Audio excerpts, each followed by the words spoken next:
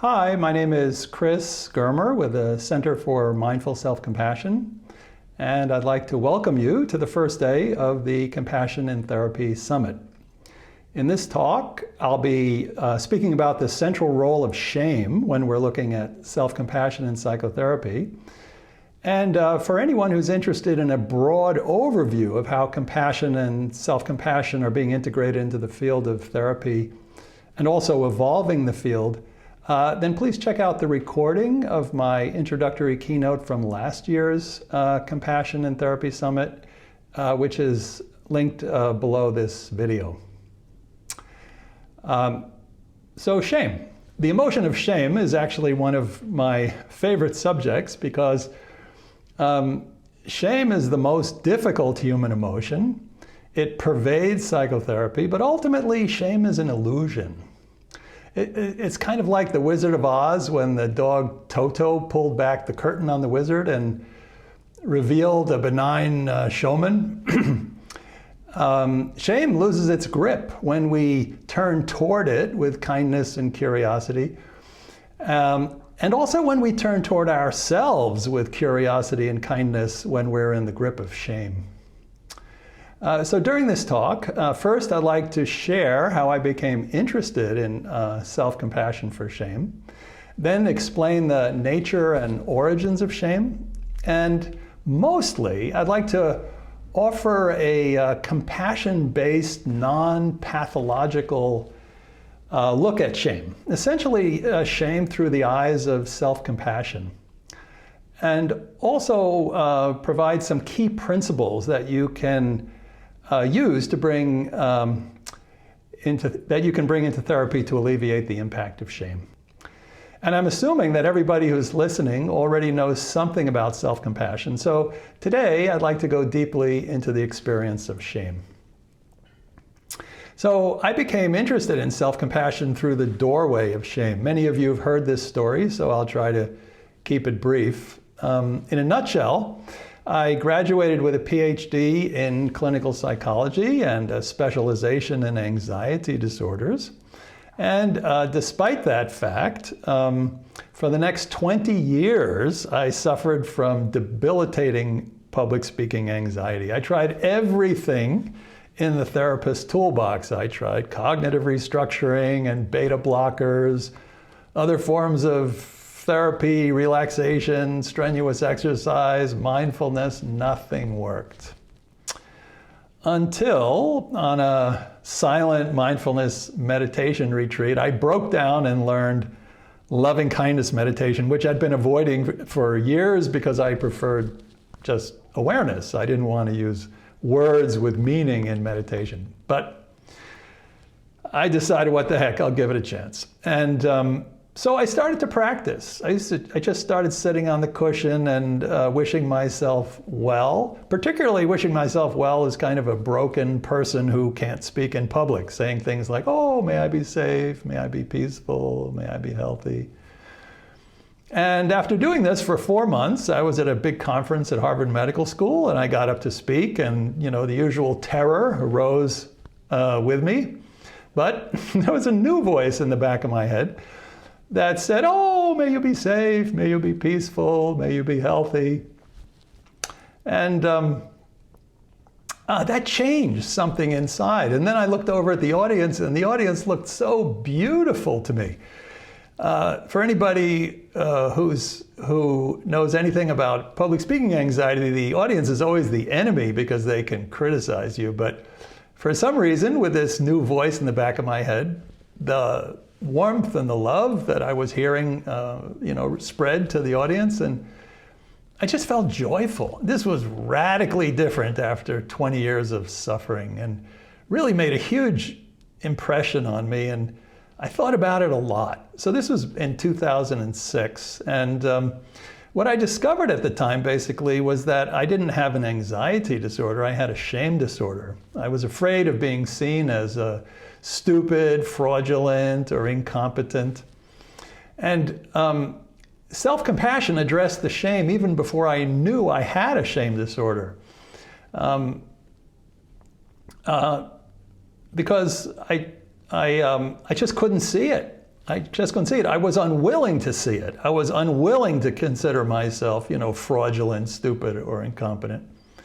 But the main thing that I learned is that when we have an intense and disturbing emotion like shame, it's really hard to hold the experience in a kind of loving awareness, which is mindfulness, without first holding ourselves in loving awareness, and that's self-compassion. So a couple of years after that, in 2008, I met up with Kristen Neff, and we started a long and fruitful friendship, which a lot of people know about, and we developed the Mindful Self-Compassion program. So now Kristen, she's a developmental psychologist, and she operationally defines self-compassion as having three overlapping components, namely self-kindness, common humanity, and mindfulness. Interestingly, the opposite of those components, as described by Kristen, are self-criticism, isolation, and absorption. And these are key attributes of shame. So, although Kristen didn't know it at the time, her definition of self-compassion is precisely the opposite of shame. In other words, when we talk about self-compassion, we're actually talking about overcoming shame. And when we practice self-compassion, we are actually, whether we know it or not, learning to overcome shame. So, what's shame? So, a working definition of shame is a self-conscious emotion characterized by negative self-evaluation. So, we have to be able to see ourselves in a social context. We need to be self-conscious. But there's also negative self-evaluation. So Helen Block Lewis wrote that shame is one's own vicarious experience of another's scorn, the self in the eyes of the other. So what it really means is I'm imagining in my mind what you're imagining in your mind about me, and it's not good. And there's also a difference between shame and guilt. Many of you are familiar with that. Guilt means I made a mistake. Shame means I am a mistake. So shame attacks the self, whereas guilt addresses behavior. And the research shows that guilt is mostly good. Guilt is actually a pro-social emotion because it motivates us to repair relationships and to improve ourselves. Shame, on the other hand, decreases the likelihood that we'll take positive steps because we're too self-absorbed. We're protecting ourselves, we're licking our wounds. We're too self-absorbed to see outside of ourselves. But there is a lot of overlap between shame and guilt because it's really tough to have our behavior criticized without taking it personally.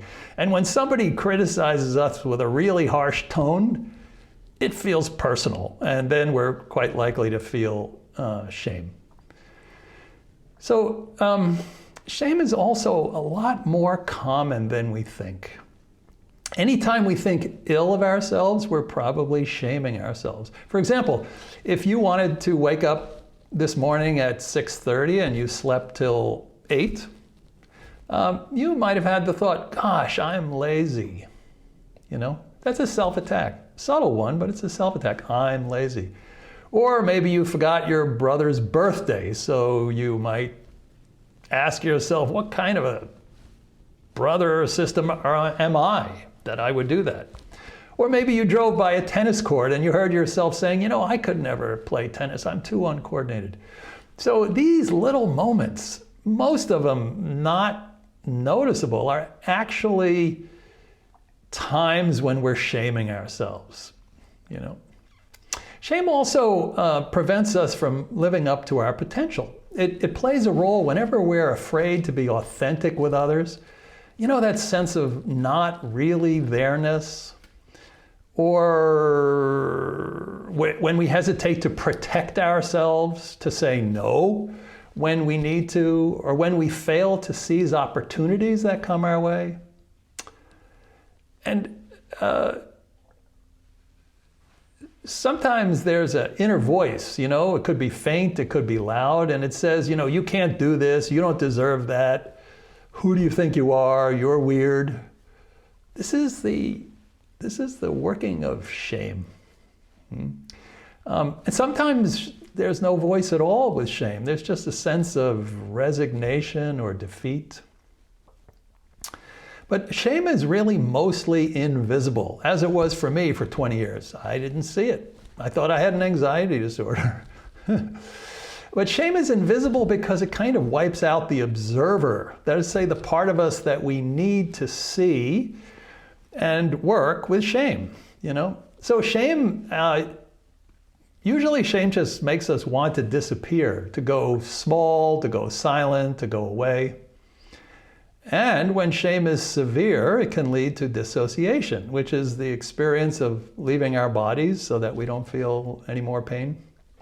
Sometimes we engage in dubious activities to hide from shame, like getting angry at others instead of ourselves, or numbing ourselves by working excessively, or binging on alcohol or entertainment, or throwing ourselves into exciting or risky behaviors to forget ourselves, such as reckless driving, random sex. None of this is helpful because someone has to be present to deal with shame, but that's the last thing that we want to do. But it's really worth turning towards shame and dealing with it, because learning to work with shame can dismantle a pile of difficult emotions.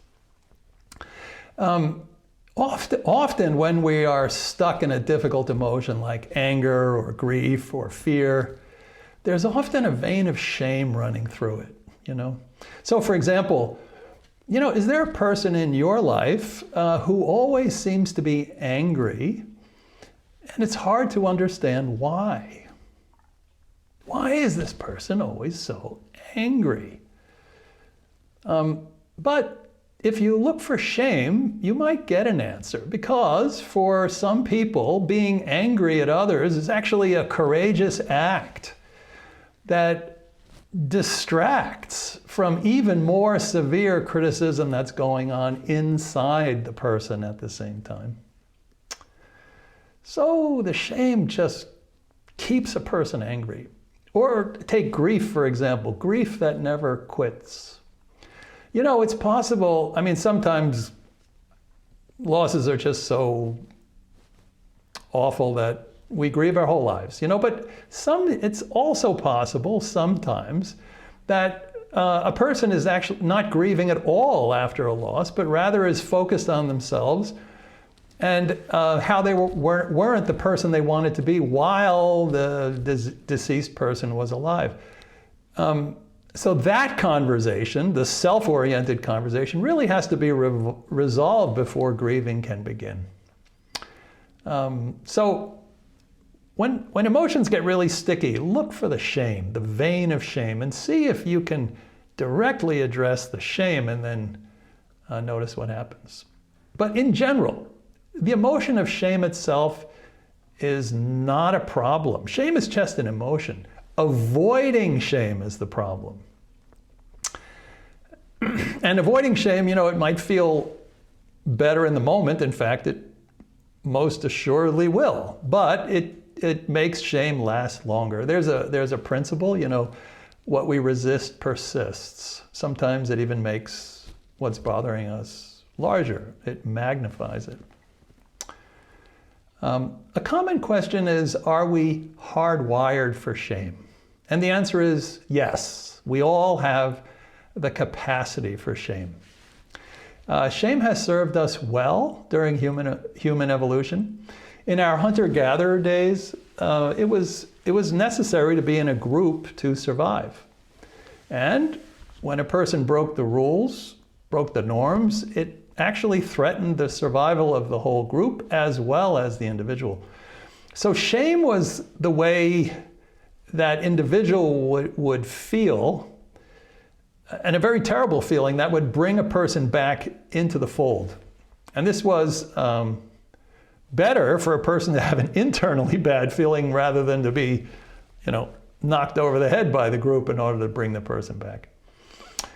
But one of the reasons why shame feels so bad probably is because we needed a powerful signal when we were diverging from the norms of the group. It felt so painful, sometimes almost like dying, because, at the time, we may have not survived if we weren't in a group. What's interesting is there's a psychologist, Daniel Sinzer, and his colleagues who discovered that wrongdoing itself is not the main cause of shame. Rather, being devalued and judged by others, or anticipating being devalued and judged, is more likely the trigger for shame. And this may become clear when you think, we all know people who have done a lot of wrong and they don't feel any shame. And we also know that we can feel ashamed even when we do nothing wrong, such as when we have a personal identity which is discriminated against in society. But regardless how we come by our shame, shame basically stops us in our tracks. It makes us stop doing what we're doing, which is good if we are harming others. It's not so good if this is, just cultural shaming. But when we stop, it's really important to discern between shame that ultimately requires repair and shame that is thrust upon us through no fault of our own. We need to be aware when we're feeling shame, and it's very good to be able to identify the source. Often, the shame that we feel is not our own, it's the shame of others. It's also good to know that most shame in the general population is actually a short-term state that subsides when we feel reconnected. However, shame can also become an emotional habit. It can become a trait that can negatively impact all the aspects of our lives, like carrying around a heavy suitcase everywhere we go. And that's often the kind of shame that we see in therapy. And when shame is a trait, it's also the result of how we have been treated by others. So none of us were ashamed of ourselves when we were born. Trait shame or shame proneness is learned. So how do we learn to feel ashamed of ourselves? Well, mostly from childhood or from our culture. So shame is closely associated with our attachment history. Children are naturally inclined to seek the presence of their parents, especially in stressful situations. And when a child is distressed and received in a loving way, the child learns that the world is a reasonably safe place, and that comfort can be reliably found in relationship. And the child's inner world feels safe. The child internalizes the attitude of its caregivers and will probably treat themselves in the same manner, namely with self-compassion. However, when a child's efforts or overtures for connection and comfort are repeatedly rebuffed, the child feels an awkward tension between the instinct to seek comfort in connection and the memory of a painful rejection.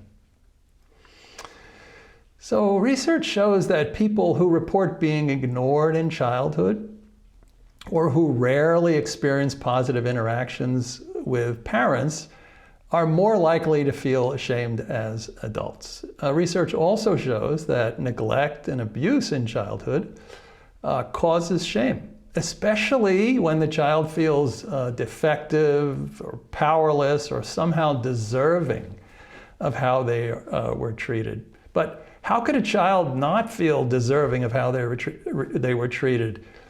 They have no context. Basically, a child concludes, I feel bad, so I must be bad. And sometimes abusers seal the deal by adding condemning messages, such as, you're bad and you're getting what you deserve. Children don't come to the conclusion that they're bad by themselves. It is the result of how they're treated. And as I said, shame is not only learned in the family, it's also learned in our culture. And this is because we don't stop seeking approval and connection when we step outside the house. And all cultures favor certain groups and identities and oppress others. So cultural shame is learned through words, which are intentional and unintentional comments that diminish and degrade a person's value as a human being. And cultural shame is also learned through overt acts of discrimination or violence. And these patterns of discrimination and oppression become inevitably internalized and can have a serious weathering effect on the human mind and the human body. So, it's really helpful to reflect on our identities, the visible identities, our invisible identities, and to assess the impact of the culture on each of our identities. For example, our age, our abilities, our skin color, body type, sexual orientation, even personality types, such as whether we're introverts or extroverts. Our cultures have opinions on these things. So sometimes our identities are uplifted, sometimes oppressed. Good to know, because this has nothing to do with you. This is how we are treated through no fault of our own. And as we do this, it's also helpful to note how we have stood up to cultural oppression through a lifetime. And we surely have. So, what does the research tell us about the linkage between shame and psychopathology, and maybe also between shame and self-compassion? So, shame actually has a long history as a predisposing factor in psychopathology, and it's associated with a broad spectrum of disorders, including depression, anxiety, eating disorders, post-traumatic stress disorder, substance abuse. But shame is especially associated with trauma. So Stan Steindl and his colleagues in Australia say that when a shame memory is central to an individual's personality, it's more likely to be traumatic. So shame becomes central in our lives when we relive it in words, in images, in smells, in thoughts, in behaviors, and emotions. And conversely, trauma can lead to shame. So shame can lead to trauma, and trauma can lead to shame when people blame themselves for their traumatic experiences. Perhaps concluding that they're bad, defective, or powerless. And furthermore, traumatized people sometimes behave in ways that cause more shame, such as substance abuse in order to numb the pain, or aggression, or withdrawal. So there's a very close relationship between trauma and shame. And the research also shows that self-compassion is the opposite of shame. It's opposite both theoretically and empirically. So as I said at the beginning of this talk, theoretically, the three qualities that oppose self-compassion in Kristen Neff's model are self-criticism, isolation, and rumination. These are also qualities of shame. And research is very clear that these factors, self-criticism, isolation, and rumination, these are considered mechanisms, pathogenic mechanisms in many forms of psychopathology. And self-criticism in particular is considered a transdiagnostic risk factor in depression, social anxiety, eating disorders, personality disorders, even psychotic symptoms. Yeah. And interestingly, research also shows that shame and self-compassion are inversely related in therapeutic interventions, very reliably. As self-compassion goes up, shame goes down.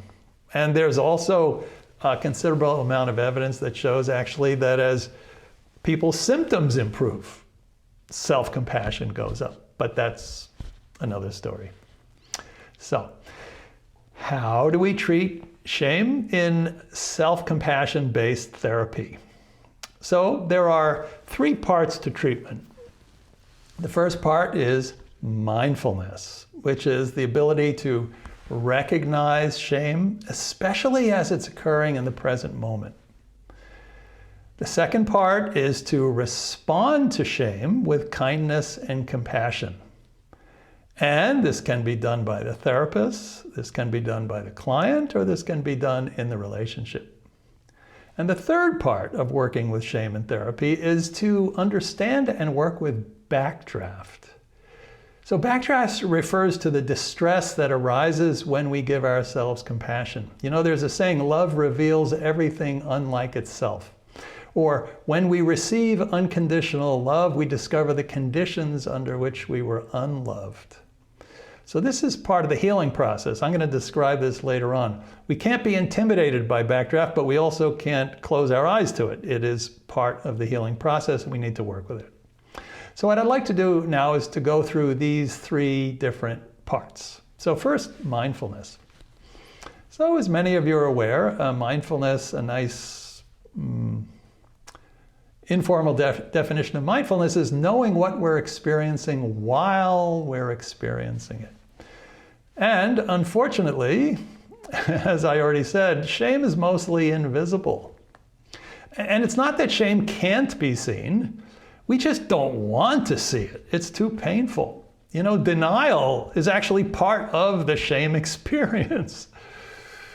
And we also don't want to talk about shame. In fact, when a person can say out loud, I feel shame, shame has already started to loosen its grip.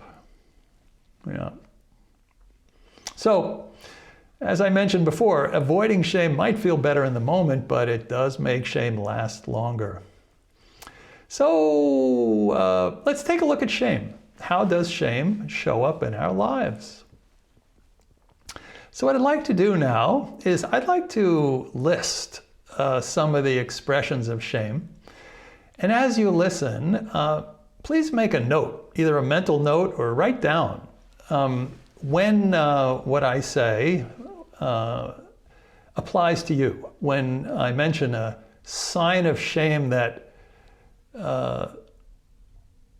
is relevant for yourself. Because if we can really name 1 or 2 signs that are most representative of shame, then when shame occurs, we're likely to say, oh, shame. And that's a huge benefit when we're going to work with shame. And the same thing applies for working with shame with your clients. You would it's good to be able to name it. You know, there's the saying, name it and you tame it. So what are the signs and symptoms of shame? So first, some inner body sensations. So some of them are kind of a sinking feeling, you know, like sinking into the earth.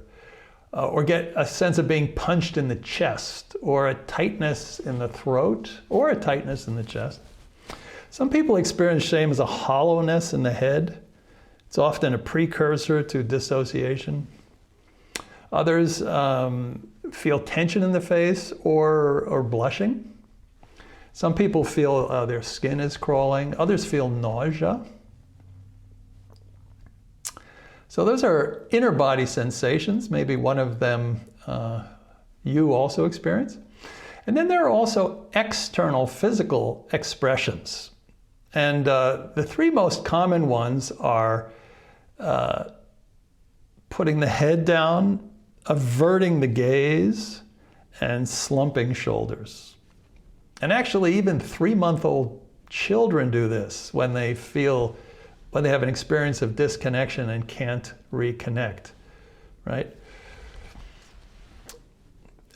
Children actually only have the full experience of shame when they're 2.5 or 3 when they have a sense of themselves in a social environment, but they're physical precursors based on disconnection that look a lot like shame. Some other physical expressions are fidgeting, or absolute stillness, kind of frozenness. Again, some blushing, and also hard swallowing. You know, how many times have we felt ashamed and we go, you know? How is it for you? And then there are mental signs. So for example, confusion, or a sense of inadequacy, self-criticism. When you're criticizing yourself, it's very likely you're feeling some shame. A sense of powerlessness or vulnerability, or feeling like an outsider. When we feel very outside, there's often shame somewhere in the mix. A sense of worthlessness, I'm nothing, or unworthiness, people won't like me. Also, when we're ruminating, why me? What's wrong with me? That could be shame. Or when we are globally condemning ourselves, like I am always, or I'm totally. That's the work of shame. When we're not so ashamed, then we think, oh, that's a part of me, you know. And looking for some more signs, sometimes shame hides behind other emotions, right? Shame, for me, hid behind anxiety. It hides behind anxiety and fear. It often hides behind sadness or sorrow. Remember the example I gave of grief? Shame is often associated with disgust or disdain. And also, as I mentioned, anger, rage, irritation. When people just blow up and it feels like it's coming from nowhere, there's probably some shame involved. And then there are behavioral signs. This is pretty interesting. As I said, mostly there's this moving away aspect, go small, go silent, go away. But there's also a moving toward aspect, which is people who try to appease or become submissive or people please. Often there's shame behind that, like, I can't survive on my own. I need constant validation by you, or I can't survive, because of underlying shame rather than a sense of self-worth. And then there's moving away, there's moving toward, and then there's also moving against. And this is when people respond with aggression, becoming angry, aggressive, or shaming others when they feel ashamed. This is so common. One way you can tell if somebody's feeling ashamed is if you start being shamed. Why are they doing this? Well, probably feeling shame. So anyhow, mindfulness of shame is usually the first step to alleviating shame, especially when shame is a predominant feature of a person's life, as it often is for our clients in therapy. So the goal is to help our clients to recognize shame with a kind of friendly awareness when it arises. You know, so to be able to say, oh, shame, oh, this is shame. Not with judgment, but with a kind of tender awareness. So that's part one. And part two, in working with shame with self-compassion, is responding to shame with kindness and compassion. Once we know it, then to be able to give ourselves kindness and compassion. And in that talk given last year, I talk about 3 levels of introducing compassion into psychotherapy. The first is compassionate presence, which is how therapists relate to their own experience. The second is a compassionate relationship, which is how therapists engage with their clients, verbally and non-verbally.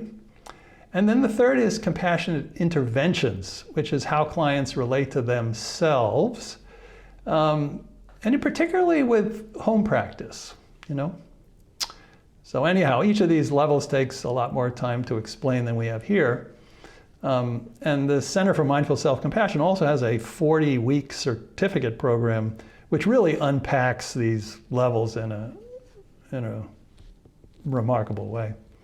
But suffice it to say that home practices in self-compassion are not the only way to help a client become self-compassionate. When someone says, oh, I want to bring self-compassion to therapy, they usually say, okay, what techniques do I teach my clients? But unfortunately, our clients don't often want to do techniques. They want to talk to us, so they want to feel held, they want to be, appreciated, they want to be heard, right? So actually how we deliver and customize home interventions is a bit of an art.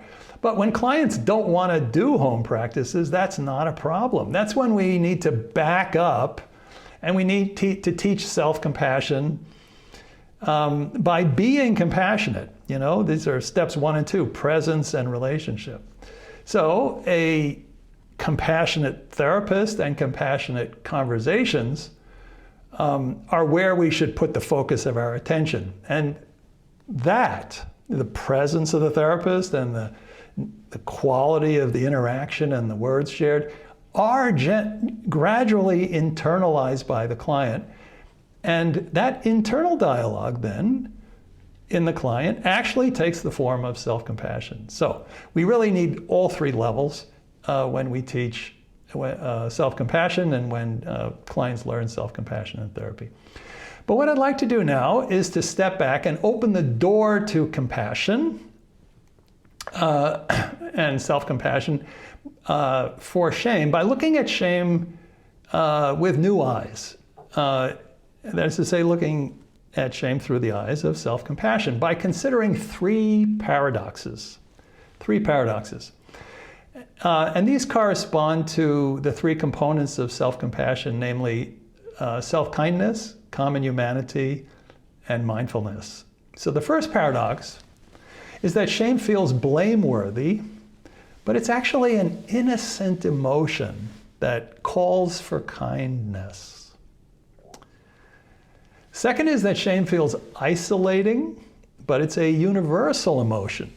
That's common humanity. And the third is shame feels permanent and all-encompassing, global.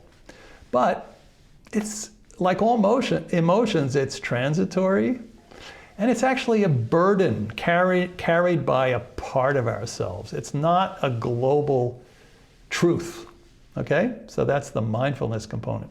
So the first part of each paradox are the illusions. Shame has an illusion of blameworthiness, separateness, and permanence. And the second part is an insight, and that is that shame is innocent, universal, and impermanent, transitory. And shame starts to lose its grip when we understand these insights. So, for the rest of this talk, I'd like to focus actually on the first paradox, this matter of shame being an innocent emotion that calls for kindness.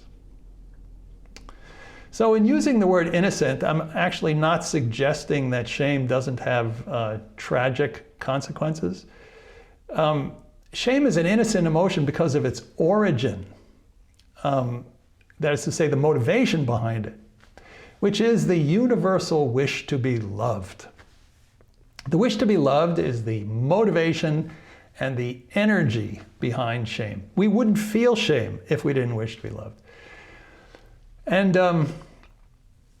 it's important to know that the wish to be loved is behind shame because it's so much easier to feel compassion when we can perceive innocence, like innocence in children, in pets, in dolphins, and also innocence in ourselves when we are in the midst of shame. When we can connect with that innocent motivation behind shame, shame is more likely to become workable. And we were all born with the wish to be loved. So how can I say that? If you think of an infant, a newborn, the infant is not capable of doing much of anything. So, how does an infant get its needs met? Food, clothing, shelter, touch, those kind of things. The child manages to do this by getting an adult to love the child, right? So a child really has two tasks at the moment of birth. The first is to breathe, and the second is to get someone to love them.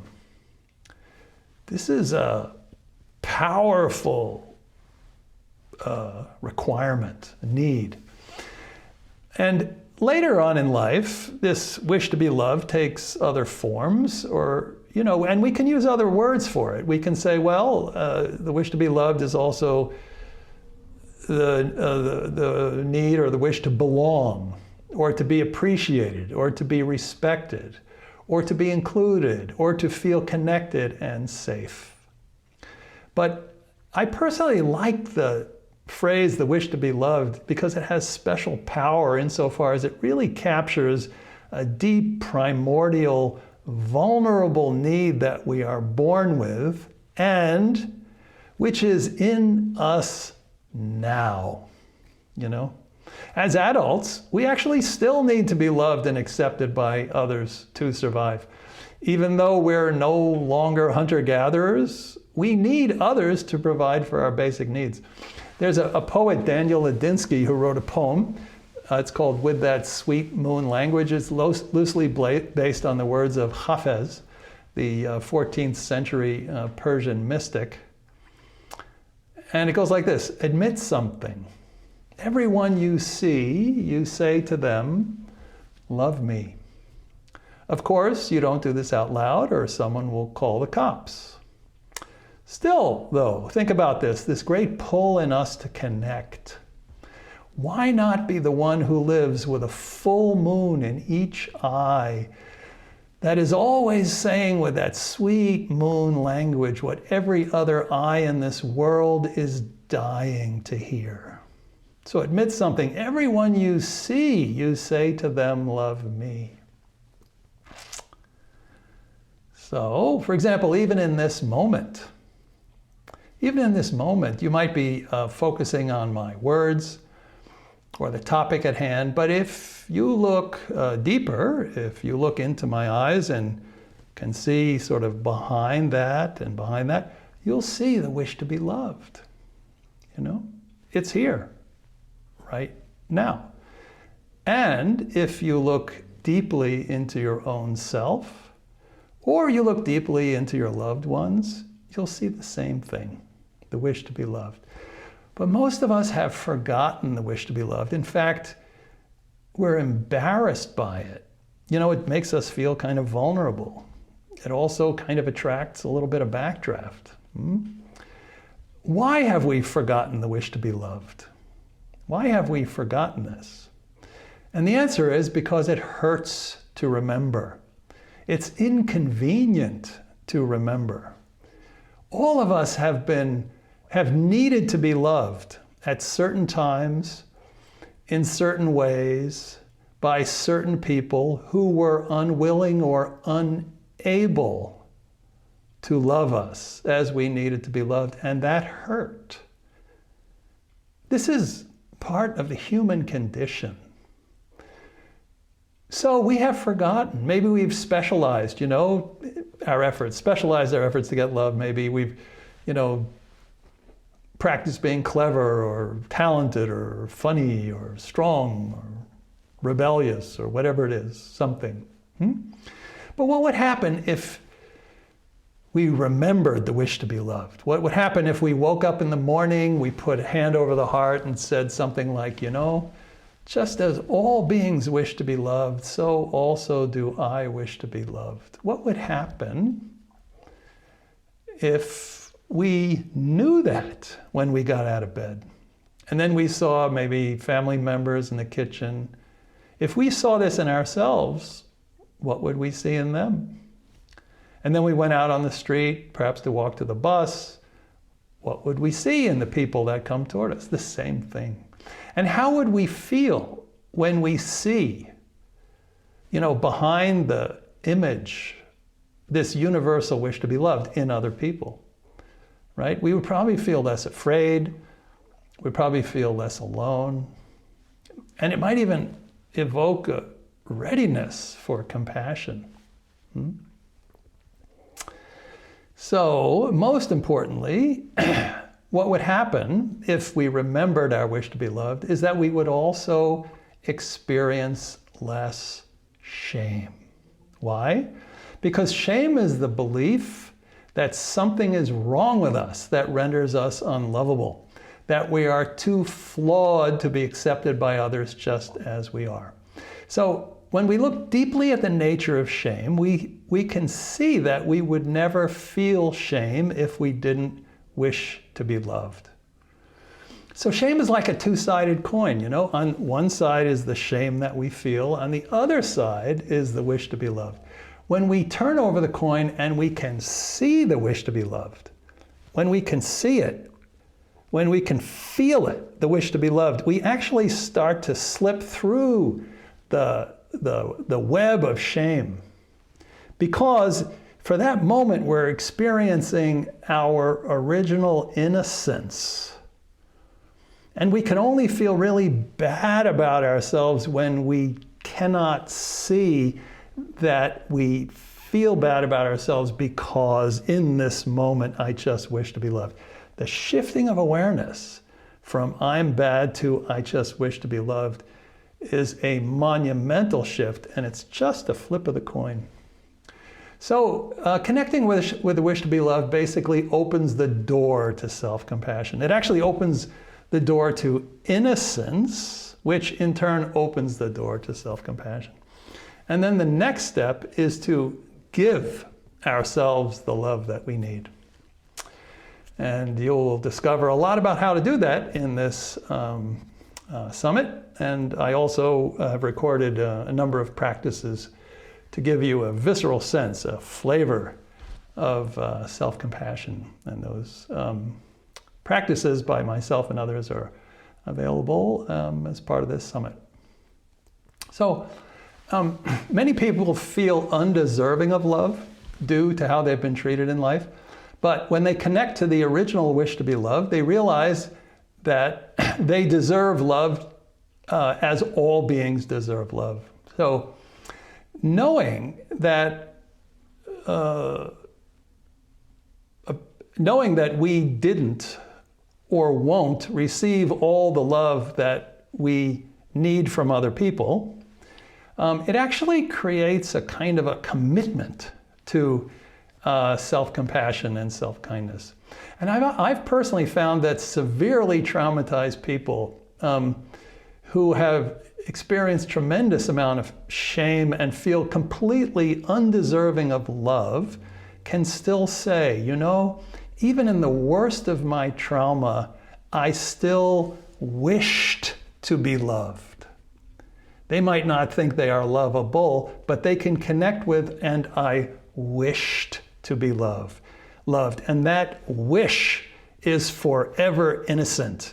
And it's what enables a person to have the resolve to begin to be kind to themselves, because this is a universal wish, no matter what happened to us throughout our lives.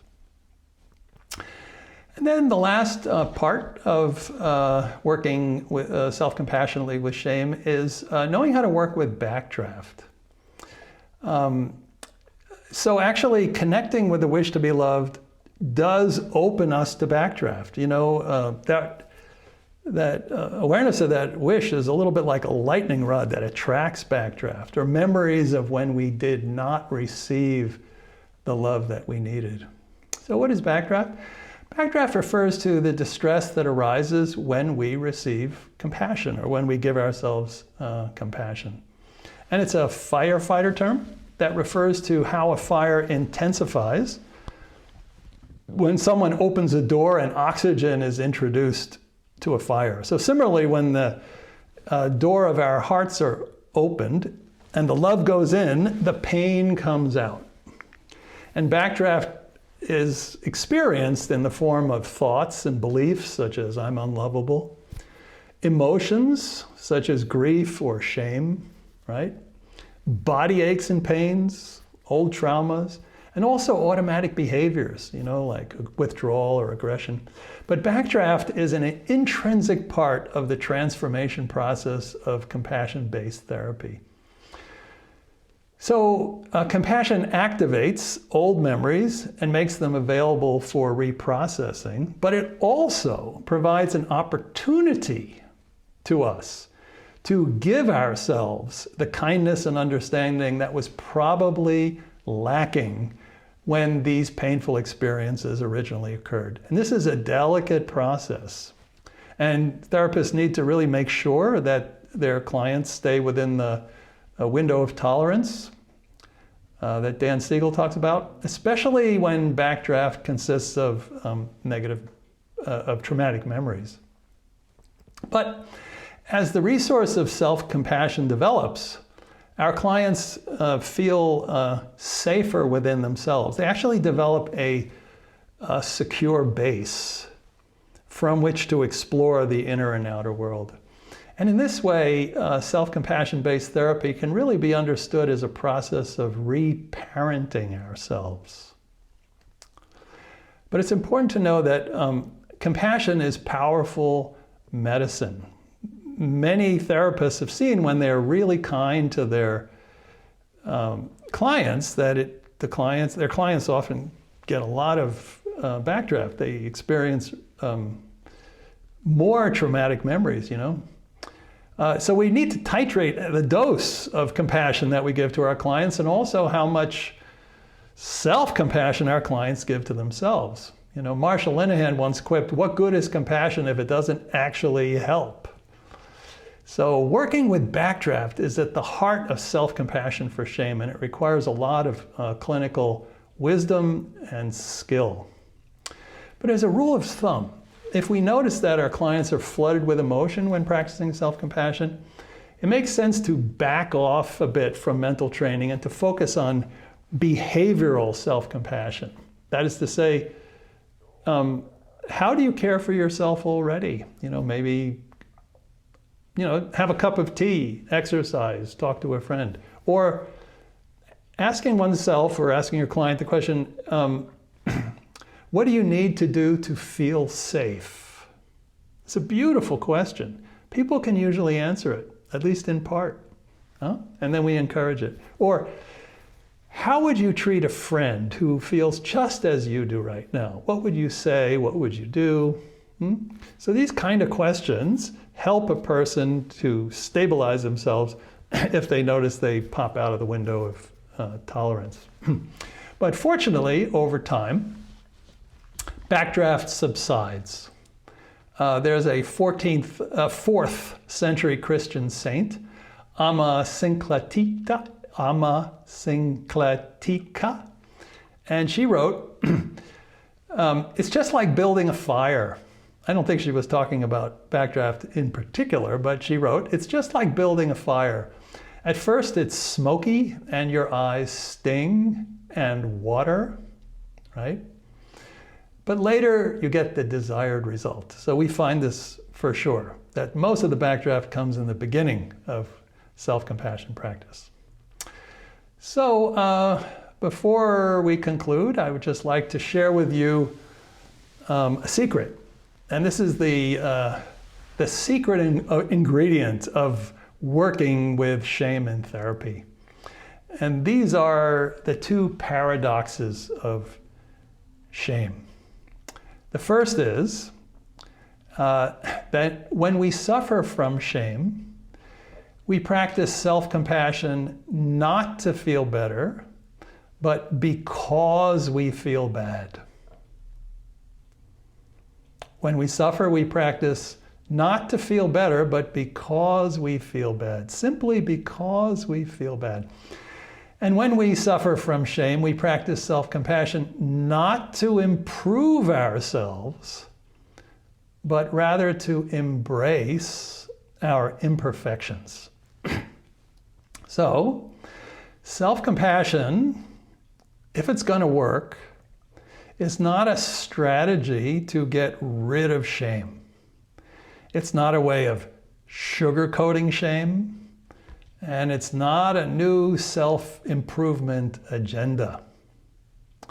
So, progress on the path to self-compassion can be measured by how well our clients learn to be kind and understanding with themselves for its own sake, simply because shame happens and because we are all imperfect human beings. In other words, when something goes wrong, including when shame happens, compassion first. And when we do this, then paradoxically, shame loses its grip. So that's all the time we have for now. I hope this has been helpful, and thank you so much for your attention.